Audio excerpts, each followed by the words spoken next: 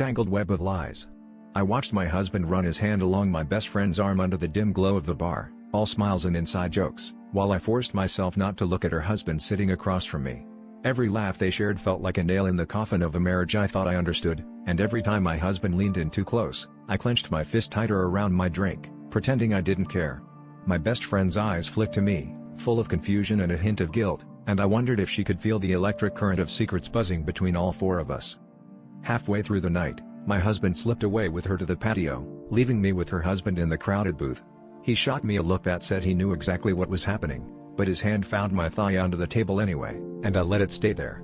The room felt like it was spinning as I laughed too loudly at his jokes, trying to drown out the sick, thrilling guilt in my chest. I knew what we were doing was wrong, but in that moment, the rush of it was all I could feel. When we finally regrouped, my best friend's cheeks were flushed and my husband looked triumphant, like he just won a game I didn't know we were playing. As we left the bar, he pulled me aside and whispered, "Don't worry, I kept her distracted all night. No one suspects a thing." For a split second, I thought he was talking about his own behavior, but then his eyes flicked to her husband, and I understood, he knew. He'd been flirting with my best friend to keep her away from me, to cover up my affair with her husband. The car ride home was silent, except for the sound of my heart hammering in my chest.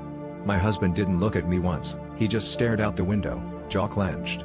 The realization hit me like a punch. I wasn't angry at him for flirting, I was devastated that he'd outplayed me in my own web of lies.